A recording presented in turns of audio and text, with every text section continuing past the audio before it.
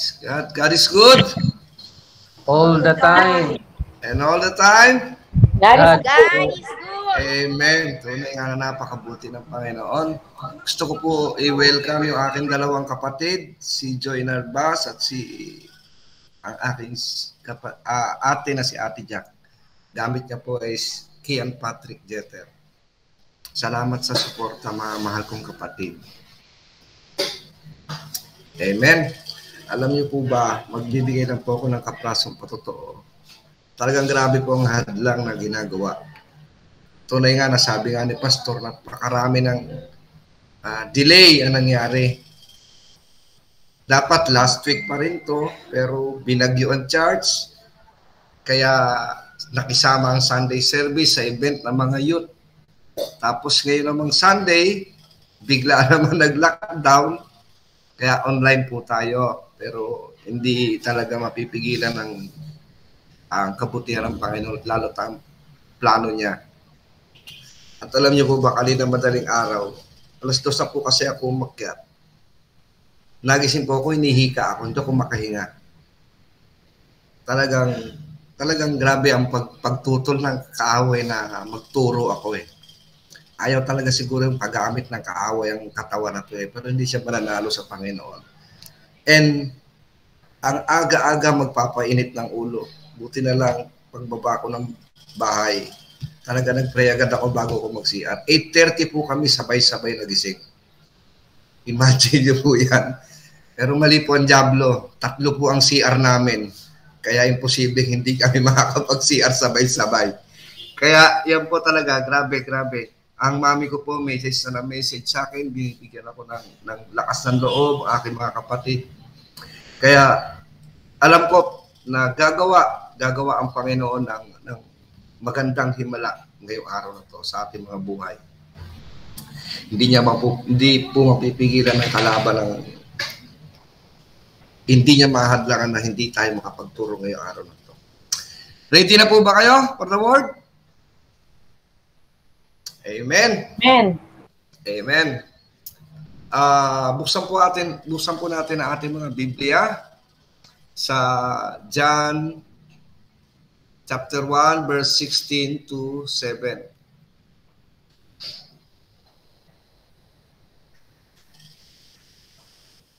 From the fullness of His grace, we all have received one blessing after another. 17. For the law was given through Moses, grace and truth came through Jesus. Amen. Pagpalain ng Panginoon ang pagkakabasa ng kanyang banal na salita. As Christians, we all know sins. Big sins, little sins, and every kind of sin in between. The definition of grace is the free and unmerited favor of God as manifested in the salvations of sinners and the bestowal of blessings. Grace is this beautiful gift that God offers to people who have done absolutely nothing to deserve it. It's a kind of unconditional, relentless love. Well, ano po yung grace? In the New Testament, grace means God's love in action towards men who merited the opposite of love. Grace means God moving heaven and earth to save sinners who could not lift a finger to save themselves. Grace means God sending His only Son to descend into hell on the cross so that we guilty ones might be reconciled God and received into heaven. God hath made Him to be sin for us, who know no sin, that we might be made righteousness of God in Him.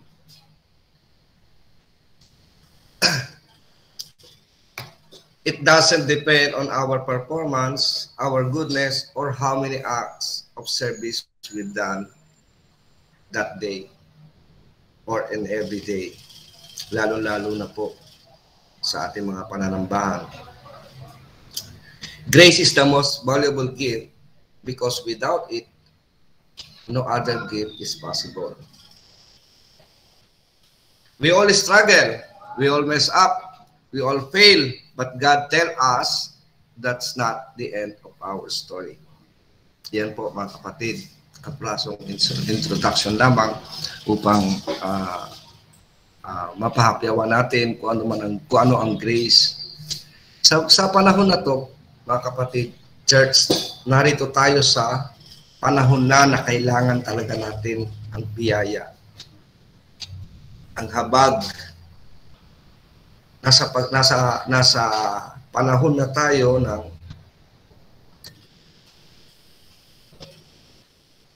alam natin na darating na ang Panginoon. Marami sa mga tao hanggang ngayon hindi pa nakakapagsisi, hanggang ngayon hindi pa nakakatanggap, at hanggang ngayon hindi pa nakakaunawa ng tunay na kalooban ng Diyos. Kalooban pa lang yan. Paano na yung grace na tinatawag? Yung biyaya. Yung walang habag, walang hanggang pagmamahal sa atin ng Panginoon. Pinangamagatan ko po ito ng the gift of God's grace. Now, mga kapatid, hinihiling ko lamang po sa inyo, saglit tayong manalangin. Ama, maraming po salamat, Panginoon. Tunay nga na napakabuti niyo po sa amin, Ama. Pinupuri ka namin, pinasasalamatan sa araw na to. Maraming po salamat sa pagkakataon na binigay mo sa iyong lingkod, Ama, upang makapagsalita ng iyong banal na kalooban, O Diyos. Panginoon, gamitin mo ang aking buhay, gamitin mo ang aking dila, itago mo ko sa iyo, Panginoon, sa iyong likuran, O Diyos. Padalan mo ko na yung mga mandirigmang anghel, Ama, upang mabantayan at hindi, Panginoon, maagaw ng kalaban. Para ang mga magandang balita na nais mo iparating. Lord, ang aming mga kapatiran, ang mga nanonood sa online na ito, Panginoon, ay marinig nila, maramdaman nila ang bawat salita, bawat talata, Panginoon, na yung binabanggit. At maipamuhay namin, Panginoon, ang aming maririnig sa oras ito. Pagpalain yung bawat isa, Ama. Bigyan nyo kami ng kalakasan, ng mga internet connection, Panginoon. Pabantayan nyo, O God. Sa inyo lamang po kami, Panginoon, umaasa. Hindi po namin magagawa ang mga bagay na ito, O Diyos, kung wala ka po sa amin. Amay, tinataas ko po sa inyo ang whole time ng service, O God. Kayo po ang manguna. Pag-alabin niyo, Panginoon, aming mga puso. Bigyan niyo po kami ng kasiglahan sa pakikinig ng iyong banal na salita. Maraming salamat, Panginoon, sa inyo lamang po namin ito lahat itinataas. Sa tanging matamis sa pangalan na aming bugtong na anak. Sa pangalan ng iyong bugtong na anak na aming Panginoon na si Jesus. Amen. Amen. Now, how to handle the gift of God's grace? Dito po tayo. Paano po natin pangahawakan? Paano po natin magagamit? Paano po natin ma-entertain, ma-appreciate ang God's grace? Number 1, receive the gift of God's grace by faith. Ephesians 2:8. For it's by grace you have been saved through faith, and it's not from yourself. It is the gift of God. Maliwanag naman po, nababasa po natin na it is the gift of God. Ano pong ibig sabihin nitong you have been saved through faith? For it's by grace you have been saved through faith. Meaning salvation by grace through faith. Napakahirap po intindihin yan kung hindi po tayo sanay na magbasa ng Biblia, kung hindi po tayo sanay ang pagbabasa po kasi ng Biblia Di lamang po natin kasi binabasa yan, inuunawa natin. Kaya marami po nagbabasa ng Biblia, minsan, kung ano lamang po yung nabasa nila, yun na po yung interpretasyon nila. Kung ano lang po yung binigay doon, yun lang po. Pero ang totoo po niyan, ang pagbabasa po ng Biblia, hindi po pala ganun kadali. Every time mong babasahin ng isang verses, nagkakaroon siya ng iba't ibang interpretasyon. Ganyang kabuti ang ating Panginoon. Yung inihanda niya na sa atin ng mga bagay upang tayo ay maligtas. Ganyan kaganda, ganyan kasarap. Habang binabasa mo, lalo't may problema ka, kung ano ang problema mo, parang doon kumo-convert yung binabasa mo. Amen po ba? Salvation by grace through faith. To be saved, we must know something about God. He is righteous, holy, just, and loving.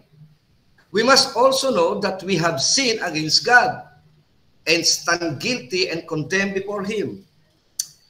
We must know that Jesus is the eternal Son of God, who took on human flesh, born of the Virgin Mary. He lived a perfect life and died on the cross as the substitute for sinners. Nakasunod po tayo? Paying on their behalf the penalty that God demands, but God raised Him from the dead, and He has ascended into heaven. He will return bodily to judge the living and the dead, but also to save all that have trusted in Him. These are basic facts revealed in the Bible that we must know to be saved. Meaning,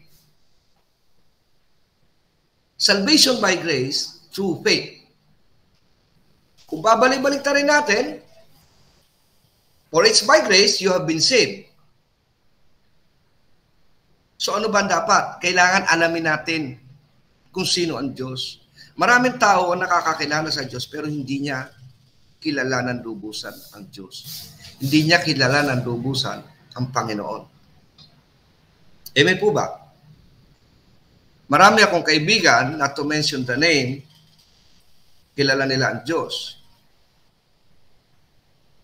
Pero wala silang relationship sa Diyos. At hindi nila kilala ang tunay na kalooban ng Diyos. And most of them, marami nagsasabi sa akin na kapag gumawa ka ng mabuti, ligtas ka na. Pakinggan po natin mabuti ang magiging aral natin ngayon. Kung tama ba, nagagawa ka lamang ng mabuti, ligtas ka na. Grace is a gift of God. It is not based on man's effort. Ephesians 2, chapter 2, verse 9, not by work, so that no one can boast. Walang pwedeng magyabang. Hindi po natin pinagpaguran itong grace na tinatamasa natin. At kahit anumang bagay, wala tayong naiambag para sa grace na ito na ibinigay sa atin ng Panginoon. Kaya kahit sino man po, kahit ako man o kahit sino pa mang magagaling na mga pastor o mga nagpapangaral dyan, wala pong pwedeng ipagyabang ang tao kahit sino ka pa man. Without the work of God in our lives, we could not even believe the gospel in order to be saved. Yan po. Without the work of God, we could not even believe the gospel in order to be saved. Dahil po sa ginawa ng Panginoon, nagkaroon ng gospel. At ang gospel ay lumaganap. At doon natin sa gospel na babasa ang tunay na kalooban ng Panginoon. Sa mga salita na ating binabasa, sa mga salita na ating naririnig, sa bawat taga-mensahe ng salita ng Diyos, doon natin lubusan nakikilala at nalalaman ang tunay na kalooban ng Diyos. Kaya wala pong sino mang pwedeng magsabi at magyabang na siya ay may kinalaman o siya may naiambag sa ibinigay ng Panginoon na grasya sa sanlibutan. And if by grace, then it cannot be based on work. If it were, grace will no longer be grace. Romans 11:6. If it could, it wouldn't be considered a free gift in human mind. Yan po, free gift. We have this assumption that to experience good things, you have to earn it. Sino po rito ang mga narigaluhan na? Marami na for sure, halos lahat po tayo, even bata na wala pang isip, nakakaranas na ng regalo. Maging mabuti po tayo sa ating mga magulang, for sure, pagdating ng Christmas or ng birthday, makakatanggap po tayo ng regalo. Galing sa ating mga magulang o galing sa ating mga elders or sa ating mga kapatid. Kung magiging ganyan po ang grace na batay sa ating performance, hindi na po siguro masasabing grace yun.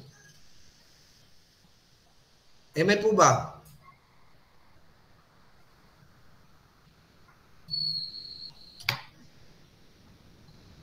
Marami kasi nagsasabi, katulad ng binasa ko, we have this assumption that to experience good things, you have to earn it. Akala ng tao sa kanilang mga ginagawa, may earn nila ang grace ng Diyos.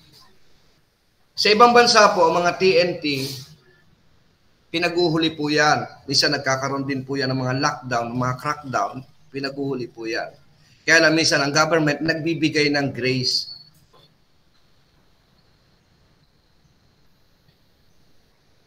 Para magkaroon siya ng pansamantalang kalayaan. Pero hindi po yun dahil na-earn nila yung grace na binigay ng government. Ganyan ko po inihahalin tulad ang grace. Hindi po natin mabibisyon sa ating mga mabubuting gawa. Want to be rich? Then you better work hard. Want to have a great marriage? Then you better invest the time, energy, and heart to always be improving your relationship. Yan po minsan ang ating mga galawan. Dahil akala natin, by doing good things, ma-earn natin ang grace ng Panginoon. But God's thoughts are so much bigger than ours. Grace wouldn't be grace if you could earn it. Maliwanag po yan. Hindi po yan magiging grace kung ma-earn po natin yan. By God's grace, we receive blessing upon blessing. A, everything that we have comes from God. John chapter 1 verse 16, from the fullness of His grace, we all have received one blessing after another. Rich blessing, grace, mercy, kindness, unfailing love, and faithfulness. The list could go on and on forever. God's blessing to us in Jesus are beyond our scope of imagination. Hindi po natin ma-arok yan kahit ano pong isip ang gawin natin. God continues to bless every day with new mercies out of the riches of His glory. Ephesians 3:16. Ang hirap po arukin ang divine gift na patuloy na dumarating sa atin. Dahil sa pagmamahal, sa patuloy na pagmamahal sa atin na ating Panginoon. Patuloy po natin tatalakayin na it doesn't depend on our performance, our goodness, or how many acts of service we done that day. There is nothing we can do to earn more grace than we already been given. Bago po tayo pinanganak o pagkapanganak natin, binigyan na po tayo ng grasya ng Panginoon. At habang tumatanda tayo, lumalaki po tayo, patuloy po ibinibigay ng Panginoon yung grasya na nanggaling sa Kanya. Amen po ba? Meron na po tayong grasyang tinataglay. And even the sun, the morning, the evening, yung hangin, Hindi po ba maliwanag na napakasarap, napakabuting grasya na yung tinatanggap natin sa bawat araw na tayo ay natutulog at kumigising, sa bawat gabi at sa bawat araw? There is nothing we can do to earn more grace than we've already been given. The only thing na magagawa natin is to receive the grace. Yan po ang ibang mga bagay na wala sa kaisipan ng tao.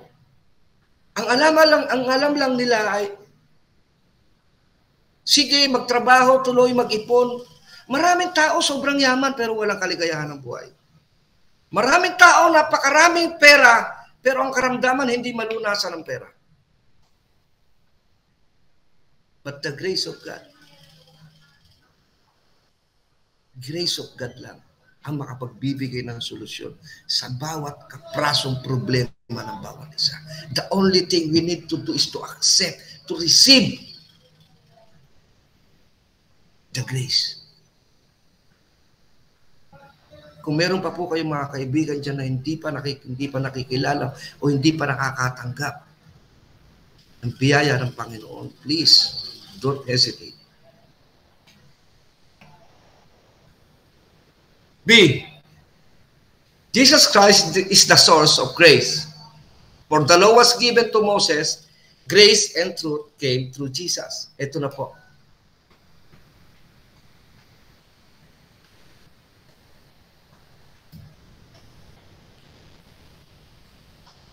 The law was given to Moses. Ibig sabihin, sa po natin sa Exodus, yung Ten Commandments.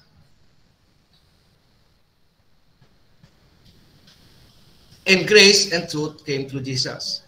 Sa pamamagitan po ng pagbubuhos niya ng sarili niyang dugo sa pagkamatay niya sa krus. Ay palaganap po niya na ibigay niya po sa sangkatauhan ang biyaya ng Diyos. While the law defines righteousness, only grace can deliver it. The law was never intended to be a means of obtaining grace. It was given to demonstrate to men that grace was desperately needed. Kailangan po natin ang grace, lalo na po sa panahon ngayon. Bagamat ang batas ng pamantayan ng kabutihan, ang biyaya ang pinagmulan ng kabutihan. Bagamat ipinaliliwanag ng batas ang kabutihan, tanging biyaya lamang ang nagliligtas ito. Ang batas ay hindi nilayon na maging paraan ng pagtatamo ng biyaya. Binigay ito upang ipakita sa mga tao na kailangan ang biyaya. Meron tayong batas ng Diyos at meron tayong batas ng tao. Sa batas ng Diyos, sa 10 utos, magkasala ka sa isa, nagkasala ka na sa lahat. Hindi ka man nagkukumit ng adultery, hindi ka man nagkukumit ng pagnanakaw, hindi ka man gumagawa ng kahit ano ron, meron ka lamang isang nalabag. Hindi ka pumatay pero ang tingin sa iyo ng Diyos, adulterer pa rin. Dahil kapag nilabag mo ang isa, nilabag mo ang lahat. Wala kang pinapatay, wala kang ginawa doon sa siyam, pero sumasamba ka sa mga Diyos-Diyosan, ang tingin pa rin sa iyo ng Diyos, kriminal, magnanakaw. Dahil maliwanag na nabasa natin kapag nilabag natin ang isa, nilabag natin ang lahat. Now we know that whatever the law says, it speaks to those who are under the law. Pero anong panahon po na nung namatay po ang ating Panginoon, hindi na po tayo niya nilagay sa under the law. We are under grace. That every mouth may be closed and all the world may become accountable to God. Because by the works of the law, no place will be justified in His sight. For through the law comes the knowledge of sin, but now, apart from the law, the righteousness of God. Merong human standard and merong God standard. Ang standard ng human, yun, padisko-disko, sarap buhay, hayahay, party, alcohol, etc. Yan pong standard ng tao. And pag nawala na, pag Tapos na po dyan at tumarap na sa problema, dating disco-disco, ngayon Diyos ko. Ganyan po ang nagiging kadalasan ng mga buhay ng tao. Pero ang standard ng Diyos is law. Commandment through Moses. Dahil nahihirapan po tayo sumunod sa isa, paano po tayo makakasunod sa 10?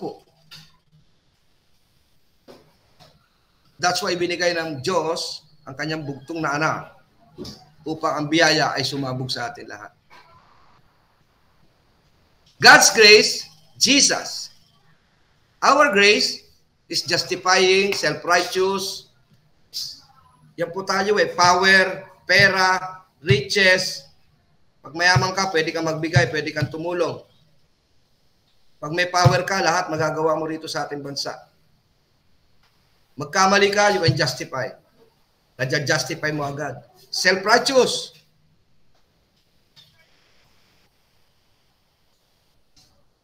Amen? Pero ang standard po ng God's grace ay si Jesus for our salvation. John 3:16. Lahat po, alam na yan. For God so loved the world that He gave His only begotten Son, for whosoever believeth in Him should not perish but have eternal life. God's grace is Jesus. And Jesus' righteousness is us. Tayo ang righteousness ng Diyos. Tayo ang righteousness ni Jesus. Tayo ang magdadala ng righteousness. Ipapamuhay natin upang makita ng mga tao ang righteousness ng Panginoon. Kung tayo mga Christian, nakikipag-rumble, nakikipag-blah-blah-blah, kung ano man ang ginagawa sa labas, paano may ituring ng tao, ng mga tao hindi nakakakilala sa Diyos, ang righteousness ng God. Amen? We need to behave. We need to behave as a Christian.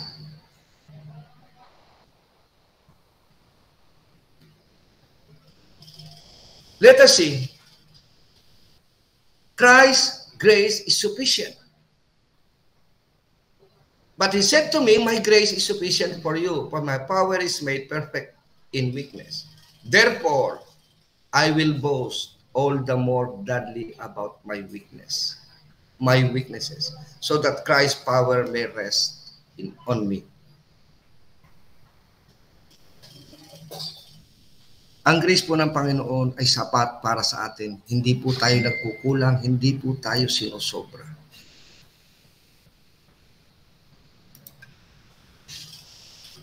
Sapat po para sa atin. Maraming tao kinukulang. I don't know why. That's why ang mga tao hindi nagkakaroon ng contentment. All this is for your benefit, so that the grace that is reaching more and more people may cause thanksgiving to overflow to the glory of God. 2 Corinthians 4:15. More and more people ang nare-reach ng blessing ng Panginoon. But why? Kukunti ang bumabalik, kukunti ang nagpapasalamat. May cause thanksgiving to overflow to the glory of God. Kaya kailangan natin tanggapin ang biyaya ng Diyos para maging thanksgiving tayo at makilala ang righteousness. Makita ng mga tao yung ipinamumuhay natin biyaya ng Diyos. Amen po ba? In fact, grace brings great benefits to our lives. We are saved by grace. The only way to heaven is through the doorway of grace.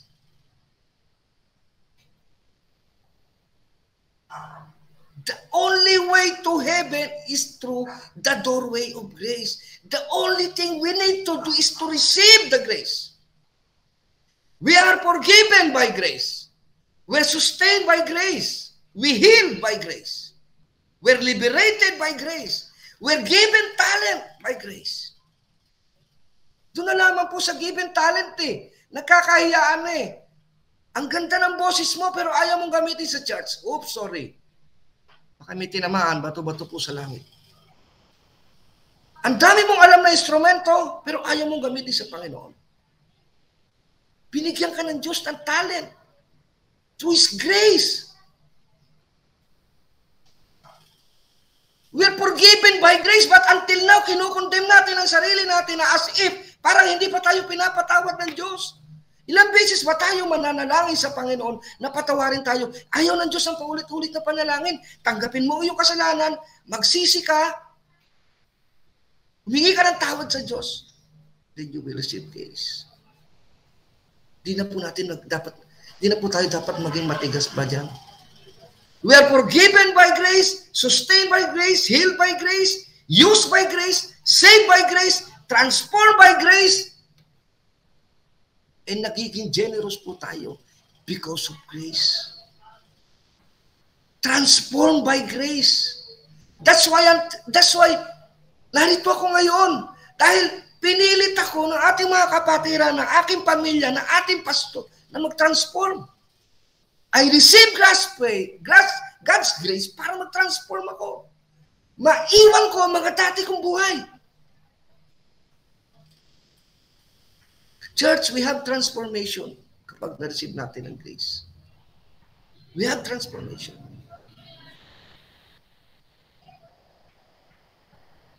Jesus finished work on the cross, make His grace fully available to us as gift. Amen? Bakit minsan hindi natin matanggap yan?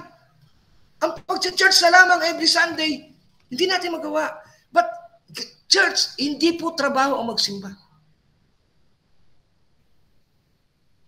Akala lang na iba trabaho. Tinuturing natin na parang trabaho ang pag-church. No.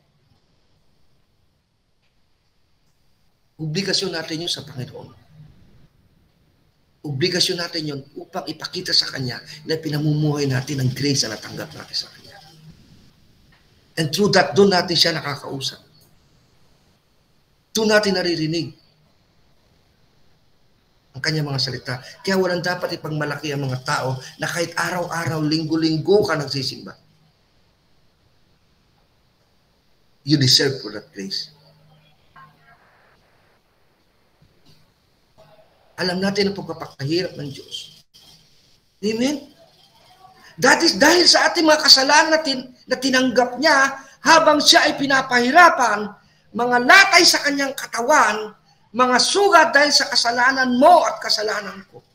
Mga buto niya na nagkabali-bali, ay tinanggap niya ang pagkakapako sa krus upang siya ang maging kabayaran ng lahat ng ating pagkakasala. Amen po ba, church? Ibinigay ng Diyos ang bugtong na anak, ang kanyang bugtong na anak, upang tayo'y maligtas. Tinapos ng Panginoon sa krus ang lahat ng paghihirap, alang-alang sa atin, upang maisabog niya ang grace. Amen?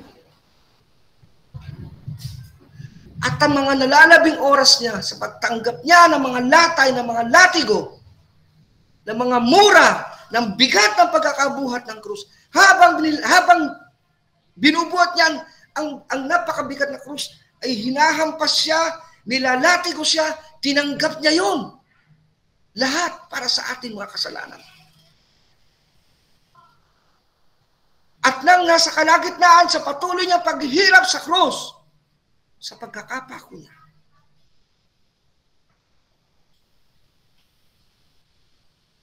ano ang inusan niya? Nalalaman natin lamang ito, naaalala lamang natin ito kapag araw na mahal na araw. Doon lamang natin nare-realize ang grace ng Panginoon. Hindi po seasonal ang grace ng Diyos. Bakit po tayo minsan mga Kristiyano nagiging seasonal ang faith natin? Maraming Kristiyano na lalo lang tumataas lamang ang kanilang pananampalataya kapag nakikita nila yung buwan, yung araw, yung panahon ng paghihirap ng Diyos. Doon lamang tumataas ang antas ng pananampalataya nila. Kapag araw ng mahal na araw, doon lamang sila nagpapatulo ng luha. At doon lamang sila halos nagpapasalamat sa pagpapakahirap ng Panginoon sa kanilang mga sa kanyang buhay, sa kanyang sarili, sa krus ng Kalbaryo na tiniis niya. Amen? God, church, in every day of our living, kilalanin natin ang pagpapakahirap ng Diyos. Kung mababasa natin at kung mararamdaman lamang natin ang kanyang paghihirap, sa gitna ng kanyang paghihirap sa krus, ay tumingala siya. At sinabi niya sa Ama, naganap na! It is finished! It is finished! Isinabog na ng Diyos ang pagpapala. You are anointing, you are deliverance, you are forgiven. Amen? Take your anointing, take your deliverance, take your forgiveness, take your healing. Kung sino man ang may karamdaman dyan, isipin natin sa pagpapakahirap ng Diyos, naganap na, it is finished, tinapos niya na. Take your healing. Ang dami sa atin, meron tayong karamdaman at patuloy na umarap sa karamdaman. Tinapos na ng Diyos yan. Pinalitan niya na ng grasya. Amen? Take your liberty, take your provision, take your salvation, take your talent, take your transformation, take it, take it, take it. All we need to do is take it. Ang gusto ng Diyos, tanggapin mo yan, tanggapin mo yan. Sa bawat araw, sa bawat paggising natin, tanggapin natin ang biyaya ng Diyos na may pagpapasalamat.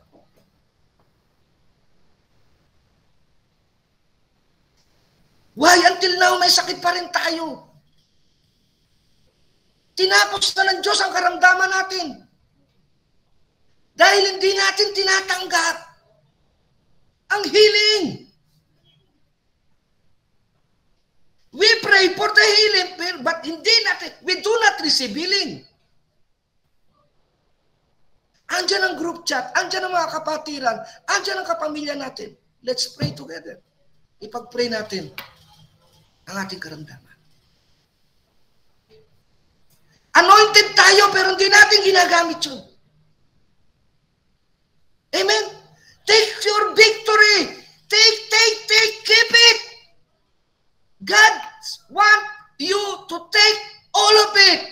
Ang dami po niyan. Probation, salvation, talent, forgiveness, healing, deliverance, anointing. Ano lang po bang alam natin? Maraming Kristiyano ang alam na grace, pera.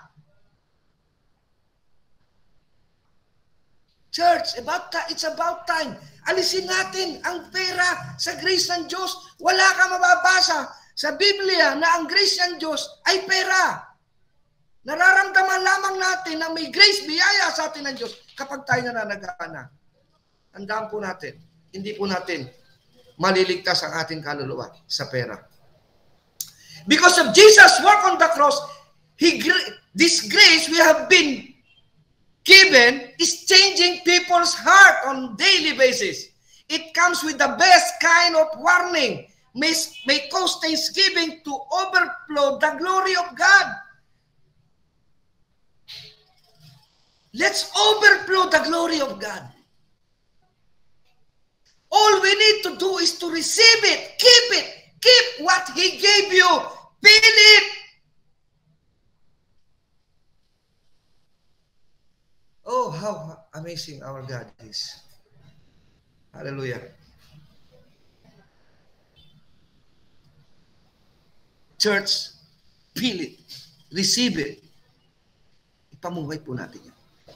Huwag po natin sayangin ang pagpapakahirap ng Diyos sa krus ng Kalbaryo. Number 2, walk with the gift of God's grace to serve others. Use the gift of God has given you. Yan na po yung sinasabi ko. 1 Peter 4:10a, each one should use whatever gift he has received to serve others, faithfully administering God's grace in various forms. We are all created with unique strengths and weaknesses, meaning We simply can't be the best of everything. Lahat po tayo may kahinaan. Pero alam po ba natin sa kahinaan natin, nandyan ang kalakasan ng Diyos para sa atin. Nandyan ang biyaya ng Diyos para sa atin. Pero sa paglakad natin at pagtupad sa kanyang kalooban sa pamamagitan ng kanyang biyaya na tayo ay magkaroon ng panghihina, lagi natin tandaan ang sabi na ating Panginoon sa banal na kasulatan, my grace is sufficient for you, for my power is made perfect in weakness. So sa every time tayo manghihina, mga kapatid, pray lang. Every time tayo manghihina, isipin lang natin ang mga biyaya na ibinigay sa atin ng Panginoon. Gamitin natin. Baka kaya tayo nanghihina, hindi natin ginagamit ang mga biyaya na ibinigay sa atin ng Panginoon. Kinakatok niya tayo. Very clear po. Each one should use whatever gift he has received. Nagamit na po ba natin ang ating mga talent? Ano mga talent na po ba natin? Ano na po ba mga gifts ang nagamit natin? Hindi rin natin magagawa ang isang bagay kung walang patnubay yung Panginoon. There is only one perfect man to ever live, and he died on the cross. Sino po yun? Di ba si Jesus? So every time tayo manghihina, kailangan natin ng kalakasan para galing sa Panginoon. So all we need to do is to use God's gift. Katulad po natin mga brothers and sisters na may mga talent for singing, kumakanta po sila. Romans chapter 12, 6 to 7. We have different gifts according to the grace given to each of us. If your gift is prophesying, then prophesy according with your faith. If it is serving, then serve. If it is teaching, then teach. If it's encourage, then give encouragement. Kung giving naman, then give generously. If it's to lead, do it diligently. If it's to show mercy, do it cheerfully. So church, tanong ko lamang po, nagamit na po ba natin ang mga gifts? Katulad ng kapatid ko, ang ate ko, nagtanong siya sa akin. Ang ate ko po maganda ang boses. Sabi niya, buti ka pa. Nagsiserve na sa Lord. Sabi ko, pwede ka rin mag-serve sa Lord, maganda naman boses mo. Sumali ka sa music ministry. Ang kapatid ko, si Joy, ang gift niya is tumulong sa church. Then serve. Tumulong ka sa church, generously, cheerfully.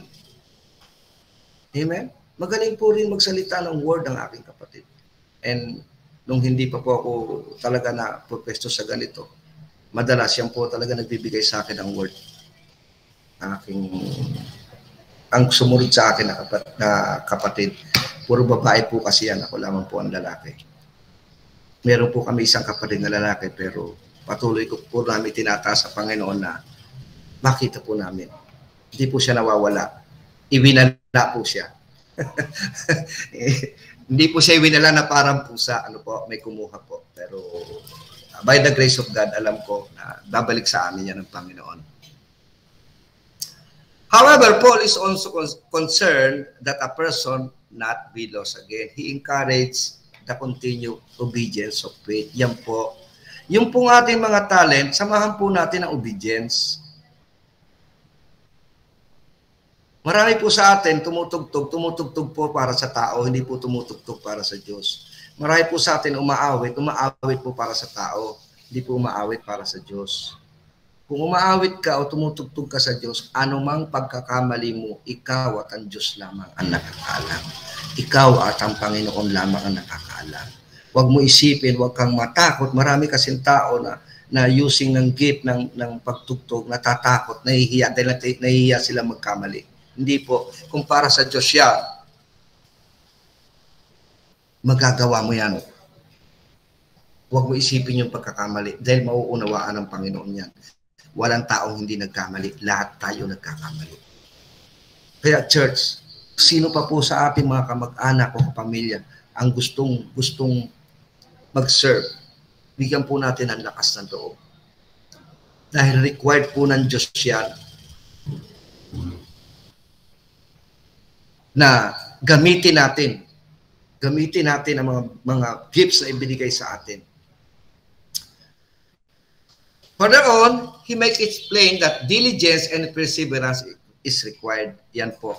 Ako po, nagkaroon po ako ng learning doon sa nakaraan Sunday sa ginawa po ng mga youth.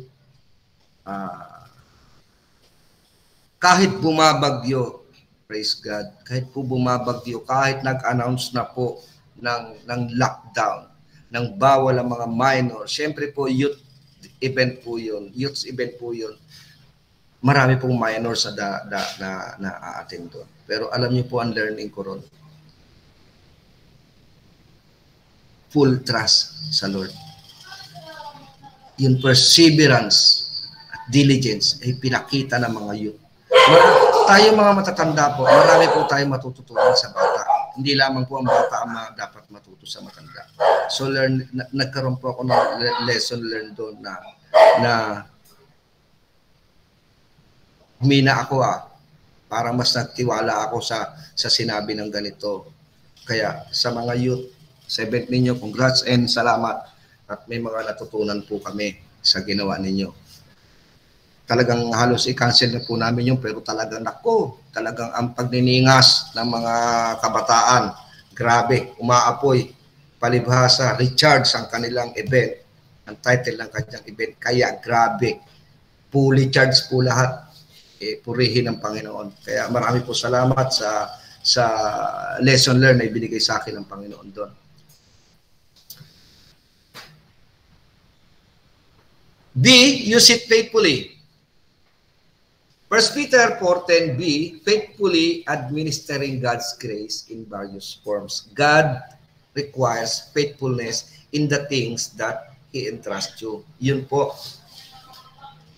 1 Corinthians 4:2, now it is required that those who have been given a trust must prove faithful.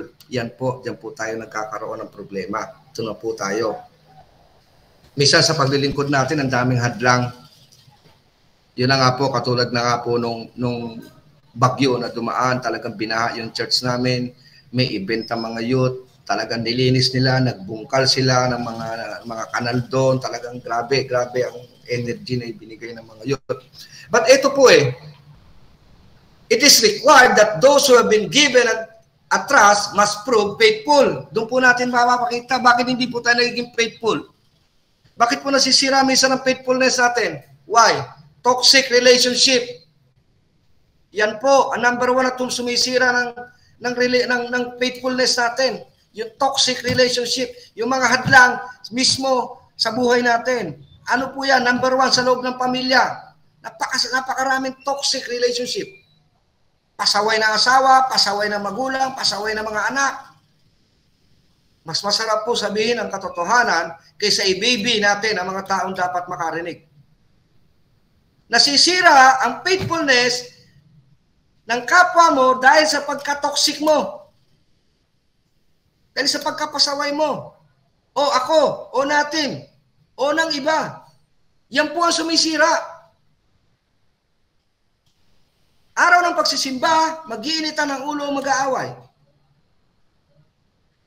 Lalabas ka upang magsimba, pagsisenosan ka. Anong klaseng utak ang binigay sa iyo ng demonyo? Anong klaseng utak ang binigay ng demonyo sa ganyang klaseng tao? Sasamba ka, magbabasa ka ng Biblia, pagdududahan mo ang tao nagbabasa ng Biblia na ginagamit mo lamang ang salita ng Diyos upang makawala ka, makagawa ka ng mga kalokohan sa labas. Kademonyohan yan. Toxic yan. Sisira yan ang faithfulness mo. Ipag-pray mo yan oras-oras para mabago buhay yan. Magsisimba ka, yung pamasahe mo, hihingin pa ng anak mo lasinggero at sugarol, adik. So mangyayari sa'yo, hindi ka makakapagsimba dahil malayo ang simbahan, maglalakad ka. Toxicity. Toxic po yan. Nakakasira ng faithfulness yan. Nakakasira ng katapatan natin yan sa Diyos. Katulad po ng ginawa sa amin kanina ay 30 kami nagising sabay-sabay. Kung hindi ko ako napangibabawan ng grasya ng Diyos, iikot ko ang ulo ko at masisira ang day namin. That is toxic. Toxic po yan. Loneliness. Broken-hearted. Feeling down. Yung mga yan. Toxic po yan. Hadlang po yan sa pagiging faithful natin. Sa pagsamba sa ating Panginoon. Oh God. Church, pag-pray po natin, araw-araw ang mga hadlang na yan. Na lumayas, palayasin ng Diablo, kung anumang mga toxic na yan sa ating buhay.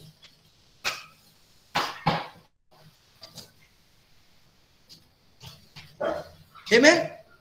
For simplicity, we have treated this as one step. Paul does speak of it as a walk. He tells us to walk in newness of life. Romans 6:4. Newness of life. Paano natin mababago ang ating buhay kung may mga ganyan toxic na umakyat sa buhay natin? Walk in the step of faith. Walk not after the flesh, but after the Spirit.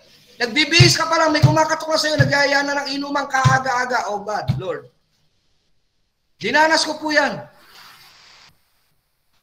Toxic po yan. Alisin po natin. Sa pagsasab natin. Alisin po yan, natin yan. Use it faithfully. Mga toxic na yan. Walk honestly as in the day. Honestly, honest. Dishonesty is toxic. Lahat po ng kademonyo na hinaharap natin, sinasalubong natin sa bawat araw, toxic po yan. Matuto po tayo umiwas dyan para makalakad tayo sa righteousness ng Panginoon faithfully. Amen? If we will not take the step of a committed life, we cannot expect to keep a saving faith. We cannot expect to hold on to eternal life.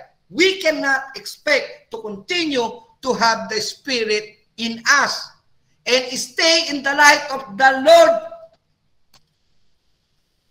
Amen? Mga toxicity na yan eh. Daming hadlang. Bakit tayo hindi naging faithful? Maglalakad tayo, nakita natin, nahulog ang wallet. Datamputin natin, hindi natin bibigay doon sa tao na hulugan ng wallet. Oh, praise God. Meron akong blessing. Tapos sasabihin mo, blessing ng Diyos yan? Anong kademonyo niya pumasok sa kukote ng taong ganyan? Grace ng demonyo yun. Hindi yung grace ng Diyos. Ang grace ng Diyos, nakita mo isang bagay na laglag, tawagin mo yung nakalaglag at ibigay mo. Ibalik mo. Walk with honesty. Amen? Alisin natin ang mga toxic na yan. Sisirain lamang yan ang grasya na ibinigay sa atin ng Panginoon. Forget the toxic relationship. Forget that you are lonely. You got Jesus. You never be lonely. You got Jesus. You never be brokenhearted. You got Jesus. You never be alone. You got Jesus. You have victory. It's time for you to recognize who you are, who is in you, who is inside of you. The moment you've been born again, you're blessed, you are anointed, you are successful, you are healed, you are delivered, you are transformed. You are on your way up. You're never gonna be down. Amen? Hallelujah. Keep it. Forget every toxic relationship in our lives. The moment that we've been born again, isinabog na ng Panginoon ang grasya sa atin.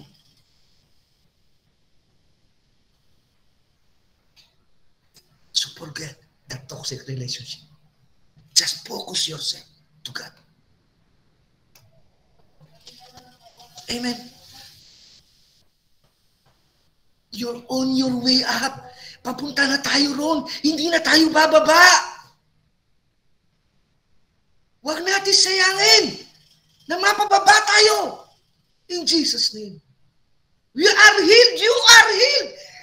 Mga oras na to, tanggapin mo ang kagalingan sa ikinauupuan mo. Tanggapin mo ang kagalingan sa harap ng monitor, sa harap ng cellphone. Tanggapin mo ang kagalingan. Tanggapin mo ang transformation. Tanggapin mo yung deliver. Tanggapin mo na you are anointed. And pagdating ng Sunday, pagdating ng Wednesday, ipakita mo that you are anointed. Amen. Huwag tayong madumag. Tanggapin. We are healed now. We are transformed now. In Jesus' name. Salamat. Victory. Victory. Keep it. Keep it. Walk with victory. Ipakita natin sa tao na we are victorious. Hallelujah. Glory to God. Number 3, talk the power of God's grace as your greatest in life. Acts 20:24. However, I consider myself worth nothing to me if I only may finish the race and complete the task of testifying the gospel of grace. Kung babasahin natin ang kwento na to sa talata, napapansin natin na hindi itinuring o inari ni Paul ang kanyang sarili. Bagamat alam niya na maaari siyang makulong sa kanyang pupuntahan. Ngunit sinaalang-alang niya ang matupad ang kalooban ng Panginoon, mapahayag sa Jerusalem, di ba po? Yan po yung nilalaman nun eh. Alam niya na makukulong siya roon. Kaya sa mga salita niya, para siya namamaalam. Pero binaliwala niya, hindi niya inisip ang sarili niya na maaari siya makulong doon. God, church, kaya po ba natin gawin yun? Yan ang pinakita ng mga youth nung Sunday. Yung event nila, maaari silang masita, maaari silang magkakaso. Pero hindi nila itinuring ang kanilang sarili na kanila. Ang itinuring nila ay yung matupad nila ang kalooban ng Diyos matapos yung event. Oh God, hallelujah. Maraming salamat sa aral na nakuha namin sa panahon na yun. At maraming salamat sa pagkaka-recharge namin nung panahon na yun. Amen. Yan ang ginawa ni Paul. Ang ginawa ng mga youth ay yung ginawa ni Paul. Nasa kabila ng announcement na bawal lumabas ang 17, bawal ang ganito. Pikit mata, itinuloy ng mga youth. At yan ang paglilingkod na gusto ng Panginoon. Amen? Sinabi nila, ipinahiwatig nila. So talk. Di sila takot magsalita. Speak.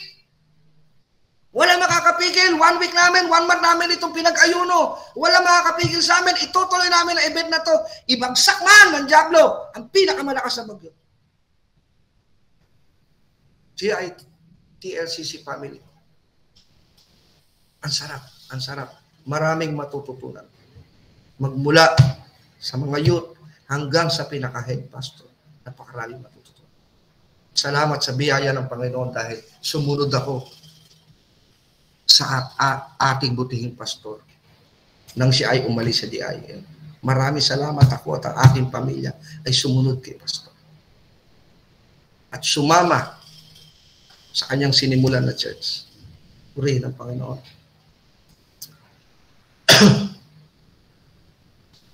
Paul talked about the power of God's grace in his life, about his former life.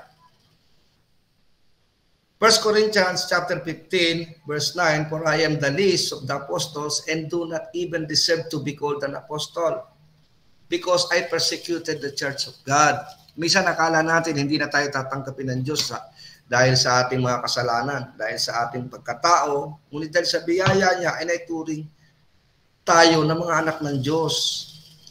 Tayo ay naging tayo at naging kagamit-gamit sa ikalalago ng kanyang salita at hindi mawawalang kabuluhan ang biyayang ibinigay niya sa atin. Yan po ang dapat natin gawin.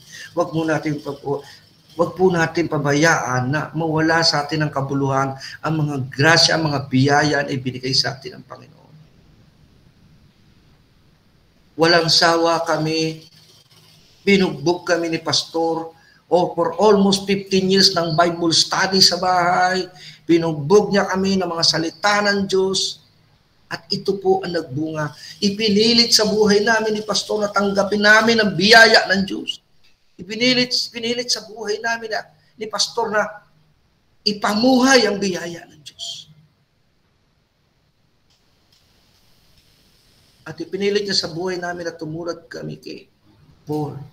Be humble like Paul. Repent. Hindi mahirap ang humingi ng tawad. Kung ako lamang po makikilala niyo ng lubusan, andyan po ang aking asawa. Nasusubukan ko na po uminom ng 36, minsan 72 hours sa ibang bansa. Kung gaano kahaba ang bakasyon na ibibigay na holiday, 4 na araw na inuman niyo. Wala pong patid. Suka lang ang pahinga. At kahit dito sa Pilipinas, sinusundo ako ng aking ibang mga kaibigan, umaga, babalik ako, umaga na ulit. Pero why? Narito po ako ngayon. Bakit po ako narito ngayon? Because of God's grace. Dahil tinanggap ko ang biyaya ng Diyos at sinubukan kong ipamuhay. Amen? I receive, I walk, and now I'm talking. Church, that's why I am here. Be humble like Paul. Tanggapin natin na tayo may kahinaan. Tanggapin natin na tayo'y marumi. At tanggapin natin na tayo ay lilinisin ng Diyos. Amen? Kaya tayo nagkakasakit dahil until now, pinipersecute pa rin natin ang sarili natin. Kinukulong pa rin natin ang sarili natin. Binibilang ko ang sarili natin sa kasalanan na matagal na natin kinumpis sa Diyos. Kinukondemn natin, and that's condemnation ang nagpapahina sa ating mga nervous system. Kaya patuloy tayo nagkakaroon ng karamdaman. Amen? Because the grace of God, tinawag si Paul. Sabi niya pa nga, for I am the days of the apostle, and do not even deserve to be called. Now, do we deserve to be called? Do we even deserve to be called? We deserve it, church. Palayain natin ating mga sarili. Tanggalin yung mga toxic na yan. Huwag mong pansalin yan. Huwag mong kausapin yan, 1 taon, tingnan natin. Pag hindi na buang yan, demonyo, diablo na yan. Nilalaban niya sa kapangyarihan ng Diyos. Ipag-pray mo na, ipag-pray yan. Minu-minuto. Pag yan tinamaan ng kidlat ng biyaya ng Diyos, biglang magbabago yan. Yung dati mong asawang tomador, biglang magiging pastor yan. Pastor nga namin eh. Sabungero eh. Paglabas ng sabungan, bigla naging pastor. Imagine niya that. Yung grace ng Diyos. Amen? Yung grace ng Diyos ang magdadala sa atin. Hindi tayo magdadala sa grace ng Diyos. Kaya natin dinadala ang grace ng Diyos para mag-overflow. Upang papurihan siya. Yung righteousness niya may pakita. Yan ang gusto ng Panginoon. Kaya hindi tayo pwede magyabang. Amen? Letter B, about the powerful effect of God's grace in His life. Be a living testimony. Share the goodness of God. Share the salvation. Kahit kanino ka magkwento, pakilala mo.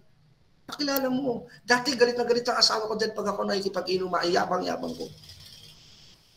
Halos napatay ko na yata ang kalahating populasyon ng mundo sa kayabangan ko. Sa dami ko napatay. Galit na galit po nga kay asawa. Pero nung nakilala ko ng Panginoon, tinanggap ko ang salvation, tinanggap ko ang grace niya. Ngayon, ang gusto ko po laging pag-usapan, ang God's grace, ang goodness of God. Yan po ang gusto ko laging pag-usapan. Kaya marami akong kaibigan ngayon, praise God, tumalikod na sa akin. Ang dami ko na pong kaibigan na nawala sa buhay ko.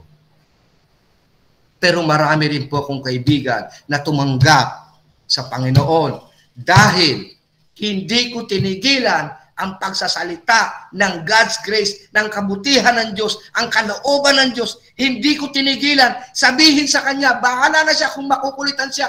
Ang mahalaga, masabi ko sa Kanya, God, church, sabihin natin yan. At ipakita natin sa Kanya ano yung dati natin buhay at ano yung buhay natin ngayon nung tinanggap natin ang biyaya ng Diyos.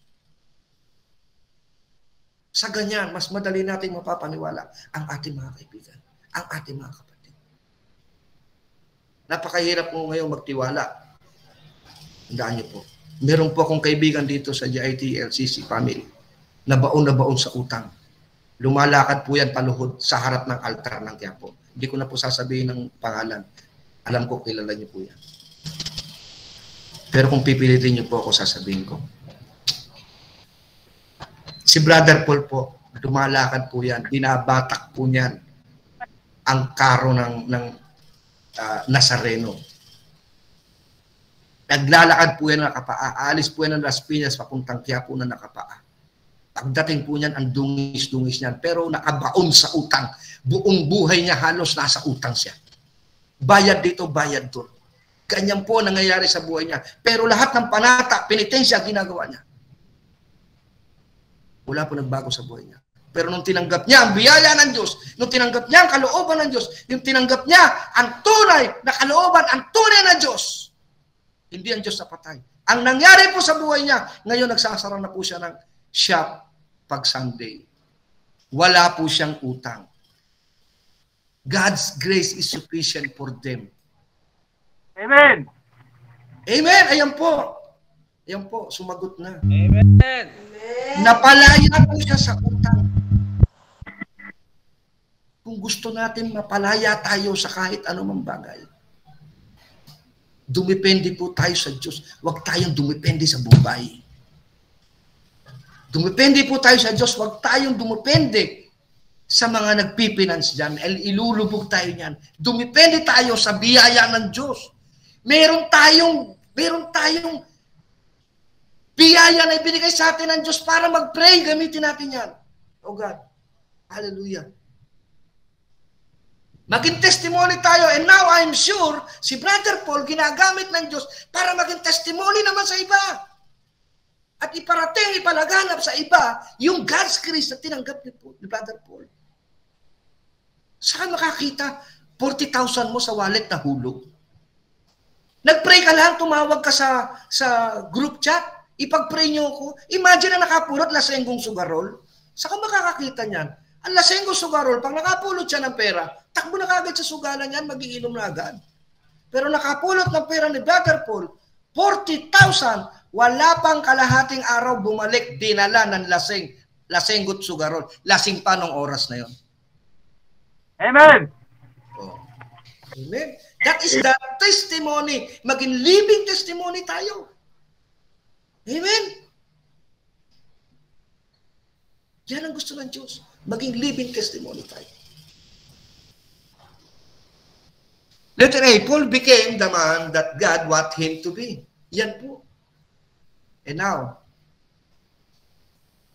nakikita ko na ang future. What the Lord want me to be. Dahil po sa pagtutulong-tulong ninyo, nagpapasalamat ako. Narito ako ginamit ng Panginoon. Inilagay ako ng Panginoon dito. Ito ang gusto ng Panginoon sa akin. Kaya sa tulong ninyo at sa habag ng awa ng Panginoon sa akin, ayaw ko na po umalis sa kinauupuan ko na ito. Gusto ko po magpatuloy sa paglilingkod sa Panginoon. Gusto ko ipagpatuloy ang biyaya na natanggap ko galing sa Kanya.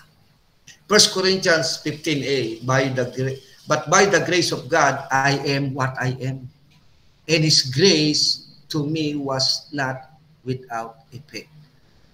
Church, wag nating iwalang bahala ang grace ng Diyos sa buhay natin. Magpagamit tayo. Andyan po, receive, walk, talk, walk, talk.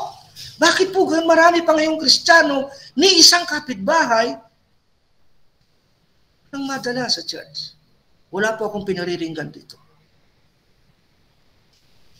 Why? May problema po kayo? May toxic relationship po ba tayo sa ating mga kapitbahay?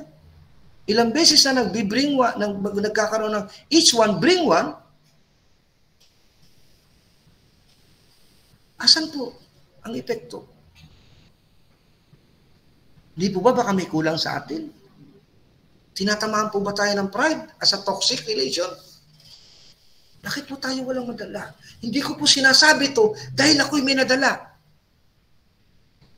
Sinasabi ko po ito dahil kailangan po natin itong gawin para sa Panginoon. We are the righteousness of God. Huwag po natin isakit ang damdamin kapag tinatanong o kapag dumarating sa time na nagkakaroon ng usapan tungkol sa mga nadadala na kaluluwa. God, church, kapag hindi po tayo nakapagdala ng kaluluwa sa Panginoon, inaalisan po natin ng effect ang grasya na ibinigay sa atin ng Diyos. Ano po ba ang kulang sa atin? Pray to God. Pray to God. Ask God. Napakasarap po magdala ng kaluluwa sa harap ng ating Panginoon. Ipakita mo sa tao na hindi na wala ng kabuluhan, ang biyaya ng kaligtasan na natanggap natin sa Kanya. Ipamuhay natin ang buhay, ang katauhan na gusto ng Diyos para sa atin. Amen. Nakatulad ni Paul. Amen. By the grace of God, I am what I am. And His grace to me was not without effect. Kaya kinalimutan niya ang sarili niyang buhay. Ang inuna niya, yung task, yung kalooban ng Diyos na ibinigay sa Kanya. Amen. Church, huwag natin kakalimutan yan. B, he credited his achievement in the ministry by the grace of God working in him. Ibigay po natin sa Panginoon ang lahat ng papuri. Huwag po natin ariing credit natin yun. Ano bang mga bagay na ginagawa natin, i-credit natin sa church, i-credit natin sa kasama natin. Tulad po ng binibigay ko sa inyo, example, natutunan ko po ang lahat na ito dahil nandyan sila Sister Nedy noon, sila Pastor, sila Pastora Flor, na nandun pa kami sa JIL, sa pakikinig ng mga salita ng Diyos galing sa kanila, sa walang sawang pagpunta nila Sister Nedy, ng mga kabilyo sa bahay, ng ating kapatira, sila Brother Kelly, sila dati nating kasamang Brother Ronald, na pag-Bible study sa bahay. Ito po. I am what I am. Tulad na sinabi ni Paul. By the grace of God, I am what I am. Tularan po natin si Paul. Ipamuhay po natin ang Panginoon. Huwag po tayong magsawa. Ibigay natin ang credit sa Kanya. Ano nga yung mga natutunan ko, pag may naging generous sa isang bagay at nagpasalamat sa iyo, ang sagot po pala, to God be the glory. Dati ang sagot ko, wala yan. Late na bagay. Kinikredit ko po. But now, we are Christians, to God be the glory. Amen?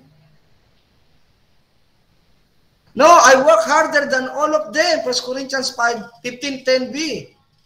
Yet not I, but the grace of God that was with me. Amen? Kaya po pinalalakad tayo na may newness of life. Pinababago. Kailangan na nasa kalooban natin ng Panginoon. Nasa buhay natin ng Panginoon. Katulad po ng sinabi kanina. It's time for us to shine. Ibigay natin sa Panginoon ang para sa Kanya. Ang lahat ng credit. Kailangan mapapurihan ng tao ang Diyos. Kailangan tanggapin ng mga tao ang Diyos. Yan po ang ating focus. Kailangan ng mga tao kasama natin nagpupuri. Yan ang kulang sa atin ngayon. Sa bansa natin, ang mga politiko na magpupuri sa Diyos, hindi yung magpupuri sa sarili nila.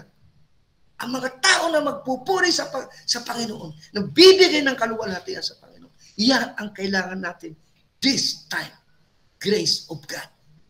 Hindi ang sarili nating kayabangan.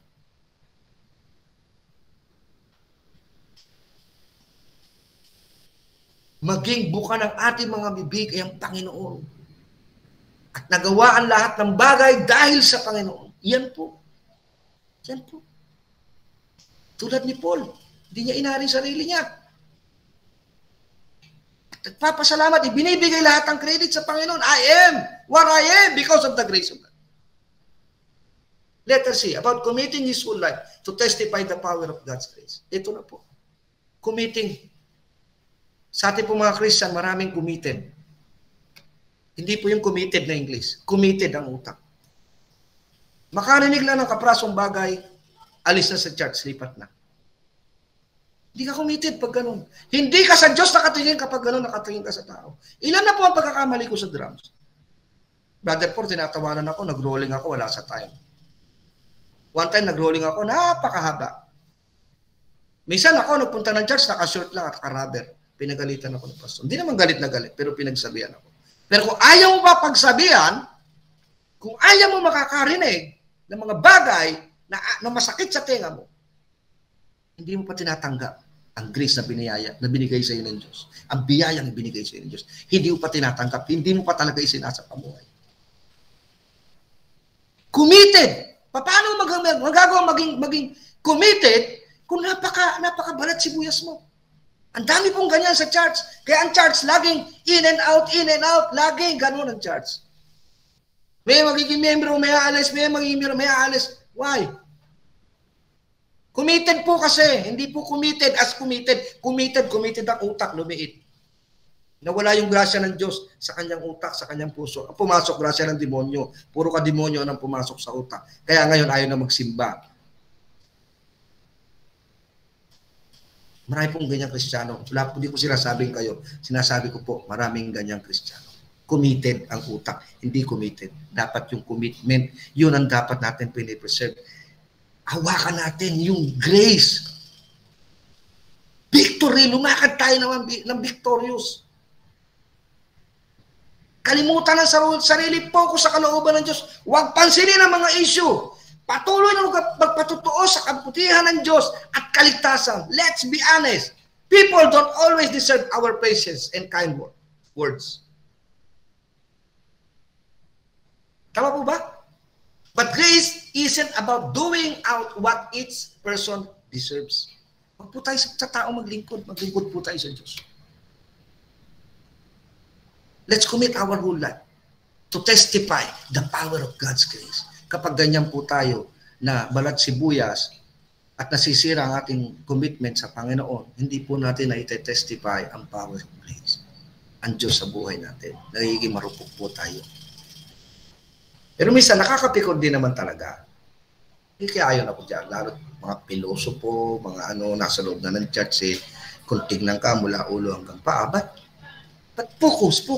Huwag tayong magpatalo. Diablo yan demonyo yan alam nyo ba, ang demonyo, nag-evolve na. Dati po nasa labas lang ng pinto ng church yan. Naghihintay doon sa mga Kristiyano lalabas after ng service. Tapos biglang, dadamba na. Pero ngayon, pumapasok na po sila. Unti-unti na sila nakakapasok. Buti na lang, ang church natin, ang lakas na ng aircon ngayon, giniginaw sila. Sanay kasi sila sa init. Kaya wala nakakapasok ng demonyo sa church natin. Pero naku po, mag-ingat po tayo paglabas. But we have the opportunity to spread grace in this world with our words. Love the unlovable. Be kind to the insufferable. Binigyan po tayo ng Panginoon para ipalaganap ang salita ng Diyos. At yan po ay ayon sa kanyang kalooban. Alam ko naman po, alam niyo yung mga verses na hindi ko na po kailangan isa-isa Pero dapat po ipamuhay natin. Spread the word.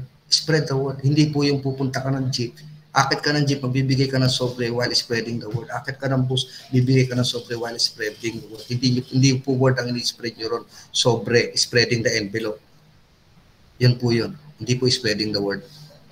Pupunta ka ng kalsada, spreading the word. Mga tao, passing by, narinig nila, kung nakarinig nila na humayo tayo at pumatay, nabasa yung sa Old Testament, di ba? Umayo kayo at lipunin ninyo yan, patay, di ba? Naging kriminal pa yung taong dumaan na nakarinig. Dahil pagdaan po niya, yung narinig niya habang lumalakad siya papalayo, nawawala na po.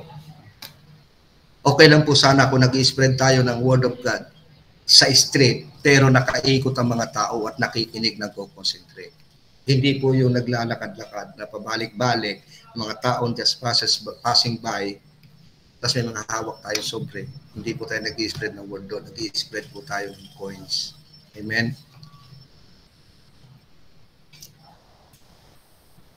No! They might not deserve it. Baka hindi nila dinideserve yung pagbibigay natin ng salita ng Diyos. Do it anyway. Do it anyway. Wala pa po tayo sa 1/4 o sa katiting ng persecution na inabot ng Panginoon. Kaya huwag po tayo matakot na spread ang salita ng Diyos. At tularan si Pablo na hindi iniisip ang kanyang sarili. Let your conversation be always be full of grace, seasoned with salt, so that you may know how to answer everyone. Yan po, maraming mga piloso po eh. Maging nakaka-bless ang ating mga bawat bibitawang salita, yung may hinahon tayo sa bawat oras, yung nakikita sa buhay natin ang tunay na lasa o timpla ng asin, yung nakikita sa buhay natin ang tunay ng pananampalataya, yung nakikita sa buhay natin ang kalooban ng Diyos, yung naipamumuhay natin ang kanyang biyaya, ang mga bunga ng kanyang mga biyaya, at ang mga bagay na ng kalooban ng Diyos ay dapat nalalaman natin upang may maisagot tayo sa mga taong nagtatanong sa atin. Amen. Read the Bible. Alamin natin ang kanyang kalooban. We are Christian. Hindi tayo pwede maging Christian kung may magtanong sa atin, wala tayong may sasagot ang tungkol sa Panginoon. We should be ready. Napakaraming bunga ng biyaya ng Diyos. Give of God, napakaraming bunga. Andyan yung sa Galatians, tama po ba? Galatians 5:22, fruit of the Spirit of love, fruit of the Holy Spirit. Tama po ba yun? Peace, joy, love, so on. Long-suffering, gentleness, faith, goodness, temperance. Yan po, pag naalis natin yan, pag nagawa natin yan, masasabi na po natin na na-receive natin. Lumalakad tayo at nagsasalita ng naaayon sa biyaya ng Diyos na ibinigay sa atin at sa kalooban ng Diyos. We are the righteousness of God. Amen. Focus. Lagay po natin sa dibdib natin ang Panginoon. Huwag po tayo mahiya. Kapag ikinahiya po natin ang Panginoon, ikakahiya niya po tayo. And for our conclusion, 1 Corinthians 15:10a, but the grace of God, I am what I am, and His grace to me was not without effort. Pansinin natin ang verse na to, ang talata na to. And His grace to me was not without effort. Church, nasa Biblia to. Sinabi ito ng isa sa mga alagad natin, Panginoon. By the grace of God, I am what I am. Please, lumagay po tayo sa lugar kung saan tayong lugar gusto ng Panginoon sa buhay natin. Amen. God equipped us when He created us to be able to live in community and serve others with gifts that are uniquely ours. Church, discover your gifts. Use your strength. Live your faith out loud.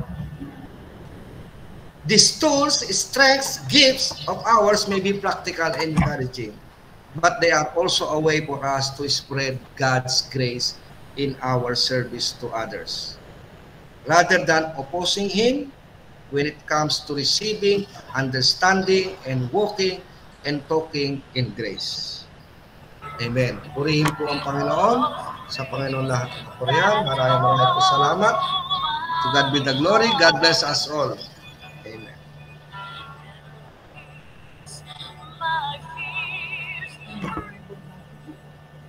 Panginoon, maraming po salamat muli sa biyaya, Panginoon, na amin na pag-aralan. Sa biyaya mo sa walang hanggan. Biyaya mo, Panginoon, ay binigay mo sa amin.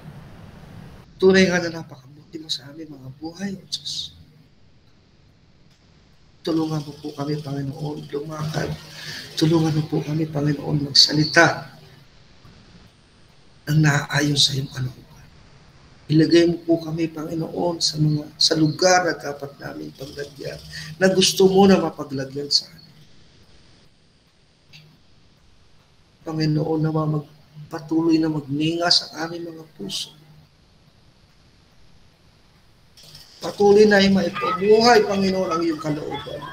Patuloy namin madala, patuloy namin maibahagi sa aming mga kapatid, sa aming mga kamag-anak, sa aming mga kaibigan ang iyong banal na biyaya. ang iyong kalooban, ang iyong banal na salita, O Diyos. Bigyan mo kami, Panginoon, ng pagnanais at alisin mo anumang hiya sa amin. Alisin ang mga toxic relationships sa amin, mga buwan. This is the time, Panginoon, ng pagbabago. Kailangan ka po namin ngayon sa aming bansa. Kailangan ka po namin sa aming mga buhay. Maraming po salamat, O Diyos, sa pagkakataon na binigay mo sa iyo dito. And God, salamat sa pwesto na to. Tulungan mo ko, Lord. Ayoko na umalis sa pwesto na to. Mas gusto ko ang kalagayan ko ngayon, O Diyos, kaysa sa kalagayan ko dati. And hindi ko to magagawa, O God, kung wala ka sa buhay ko, O Diyos. Church, accept your healing. Accept your anointing. Accept your deliverance. It's time for you. It's time for us to show who is inside us. It's time for us para ipakita natin sa mundo kung sino ang Diyos sa ating buhay. Lord, patuloy mo kaming gabayan, Ama. Ang bawat isa, Panginoon, na nangihina sa panig ng karamdaman. Ang bawat isa na may panghihina sa pananampalataya. Ang bawat isa na hanggang ngayon ay naniniwala na sila may karamdaman pa, Panginoon, ipuin mo sila, abutin mo sila ngayon po, palang kamay, at iparamdam sa Kanya, sa bawat isa ang grace na ibinibigay, that we are already healed by your grace. We are already healed by your blood. Panginoon, muli sa aming pag-iwahiwalay. Bit-bit po nawa namin ang mga biyaya, ang mga himala, ang mga pagpapala na pinagkaloob mo sa amin. At dagdagan mo, Panginoon, ang aming pagpapala. Dagdagan mo ang aming pananampalataya. Maraming salamat sa mga pagsubok na patuloy namin nararanasan. Maging pagpapala nawa kami, Panginoon, sa iba upang makita nila ang righteousness mo, Jesus. Maraming po salamat po. Tunay na napakabuti mo sa bawat isa sa amin. Palain mo ang aming mga pamilya. Protect our spirit, O God. Protect all the Christian community in the world. Heal our land, O God. Maraming po salamat po. Muli, Ama, binabalik ko po sa inyo lahat. Pinakamataas sa papuri, pasasalamat, kaluwalhati at kahari at karangalan sa tanging matamis sa pangalan ng inyong bugtong na anak na aming Panginoon na si Jesus. Amen. Amen. Amen.